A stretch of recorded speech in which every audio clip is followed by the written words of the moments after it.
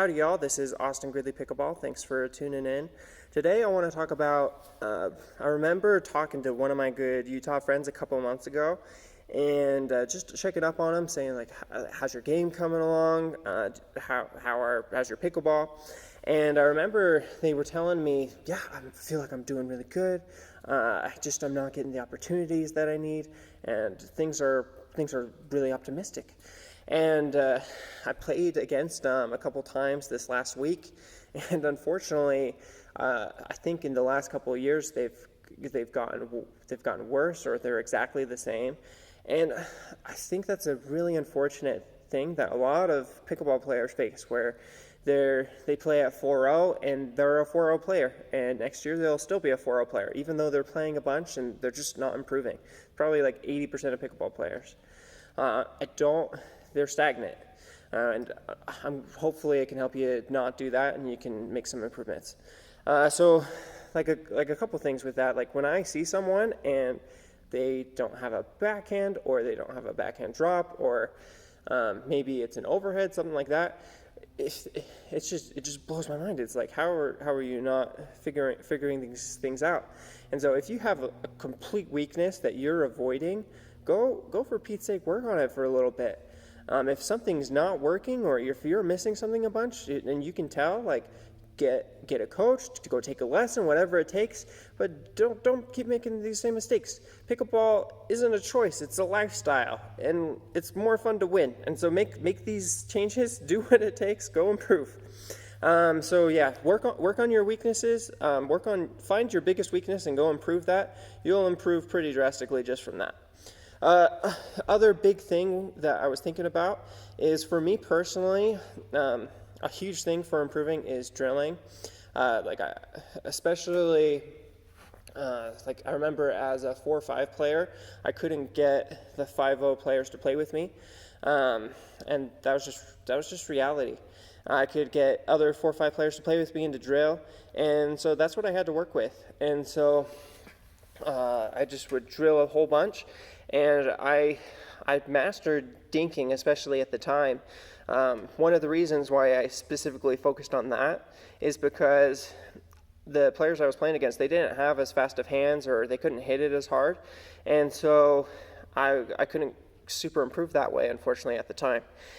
So one thing they could do was they could dink relatively well. And so I just dinked a whole bunch, and that's one way I improved a whole bunch.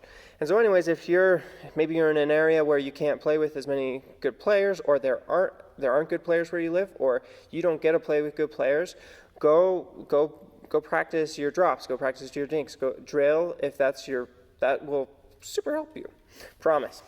So drilling, but let's say it's too much work, Austin. It's no fun. I don't like drilling. Fair enough. It is hard it is work. You're not wanting to put in the work. Okay, fine. But let's say you still want to improve. You're doing tournaments. You want to just go play pickleball. Cool.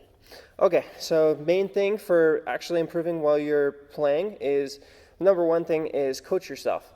If you're missing something, or you're hitting good shots, like take mental notes, or you did bad technique with your forehand drop, whatever it is, coach yourself. Or if you have someone coaching you, like remember what they taught you, and then when you're playing, remember it, work on it. So be coaching yourself. That's something I do for myself quite a lot. I coach myself, and it helps me improve a fair bit. Next one is, while you're playing, make sure you pick 2 or 3 things each game that you're going to work on, or each day. It could be my backhand drive is bad, and I'm not very good at it. when it comes to my backhand at the baseline, I'm going to backhand drive. However, you're not supposed to backhand drive. We've talked about that. So don't do backhand drives. Probably like a backhand drop. Every ball that I can, I'm going to backhand drop. My backhand drop is not as good. I'm going to backhand drop. Or maybe I'm not as good at driving. I'm going to do my forehand drive when I'm back.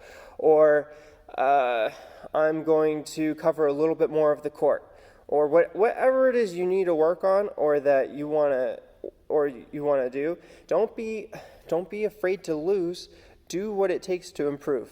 I remember I follow Kobe Bryant a little bit, and once during like a whole summer as a kid, he was playing against other people. He only used his left hand. He only used his left hand, and he improved his left hand at basketball. And so anyways, when you're playing pickleball, especially if you're playing people who you should beat easy, you're a 4-0, you're playing against 3-5s, don't be afraid to lose. Like, who cares if you lose? You know how good you are. Those kind of games don't really matter. Go work on the things you need to make it as a learning experience. Don't let your ego get in the way. And that's something like mentally that I've super worked on. And it's actually been a conflict in my head. I'm like, I think like Riley Newman, Tyson McGuffin, all those guys, they don't like to lose. They like to win. And I think that's super good. I hate losing. But in those situations, it doesn't matter. Like, your progress, your improvement is more important than winning one game. And so anyways, pick 2 to 3 things each game you're going to work on. And that is an easy way to improve a fair bit and to see some good improvement in your game and not get stagnant. Anyways, I hope that this and other videos help you and that you don't stay the same and you are actively improving. And I hope you have some great success. Thank you for watching. If you haven't, please subscribe. I appreciate the support that everyone has given. And yeah, please like the video. And yeah, appreciate you watching. Pickle on, dudes.